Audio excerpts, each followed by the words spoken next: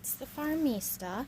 I know on Vlogtober day 2 I said that I was going to give a closer look at my crochet hoodie that I had just completed, and I forgot. And then yesterday I just really wasn't feeling well. I'm not sure if it was kind of some allergies or just exhaustion. But anyway, I decided to take October day 3 off after a very busy day at home. I'm trying to go quickly because my kids are sleeping, and that never happens that they sleep in. So, I wanted to explain. Oh, a morning, buddy. Good morning. Bright and sunshiny. I was gonna let you sleep longer.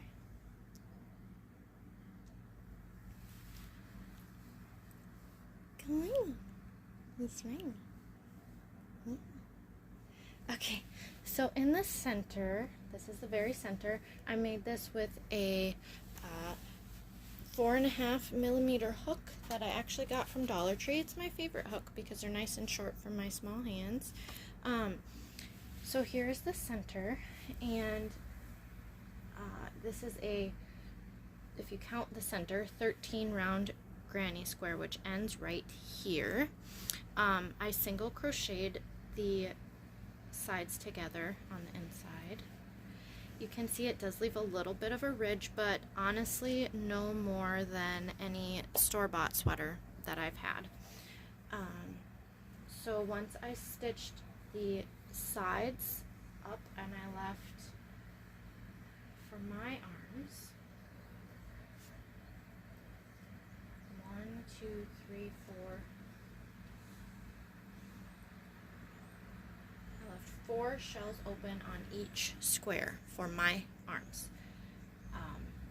And then I left 1, 2, 3, 4, 5, 6 on each square open for my neckline. Again, this is on each side, so a total of 12 in the round and a total of 8 in the round. Once I stitched all of those sides up and I knew that I still had some yarn left, this would have been more cropped, and that is not my style. So I went around in the same blue. I did the shell stitch in the round until I ran out of yarn. I had a tail that was this big, knew that wasn't going to make it any far, and weaved it in any further and weaved it in. One moment, I have a phone call coming in. Okay, sorry about that. So once I finished crocheting the shell stitch in the round for the bottom, I started in on the sleeves because I knew exactly which yarn I was going to use for the sleeves, and anything after the sleeves for me was an extra, so I wanted to make sure that I completed the sleeves first. It worked out very well. It worked out very well that they're pretty symmetrical, but that was not done on purpose. Just a second, baby. Both of my kids are now awake after the phone call came through. I didn't try to make them symmetrical, but that is how the cake worked out. They're pretty darn close.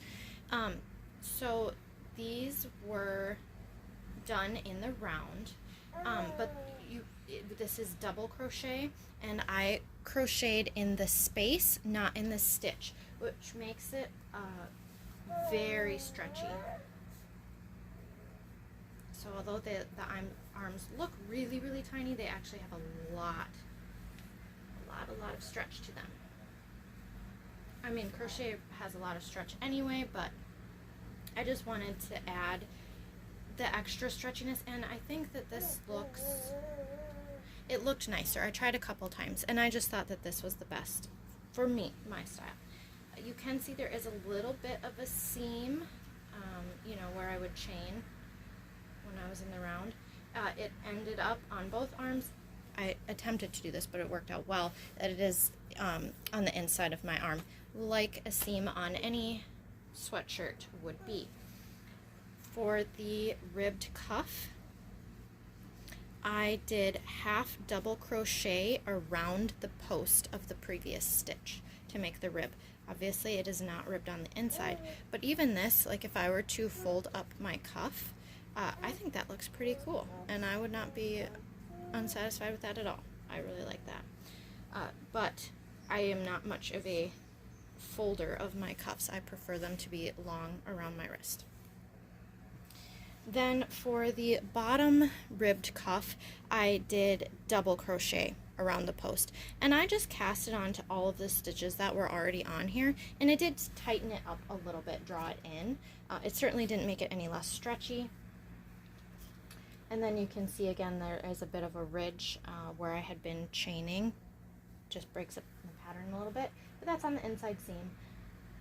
Just like any store-bought sweatshirt would have seams, so does this. There's no secret magic. For the hood, this I completely winged it. For this I just chained until I thought it was nice, and I single crocheted up and down. So there's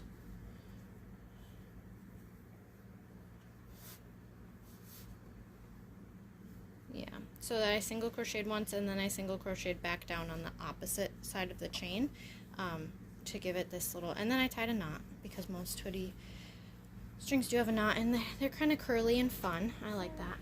The hood, I winged it. I stitched in every stitch around the neckline, double crochet.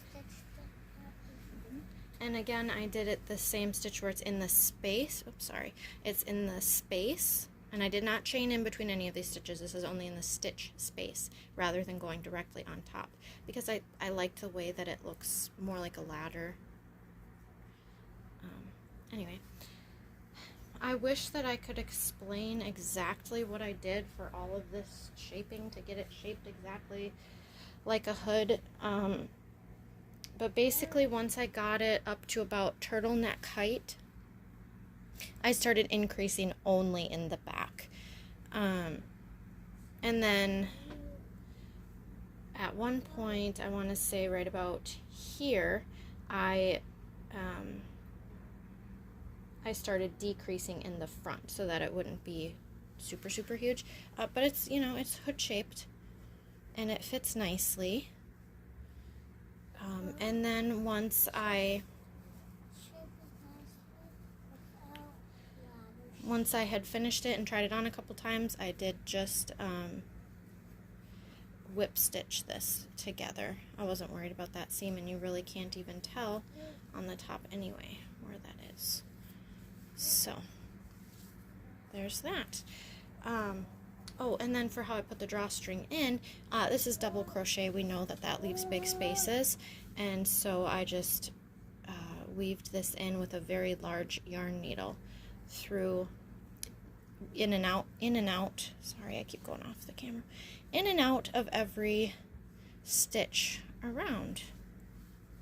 So that is the in-depth peek at my crochet hoodie.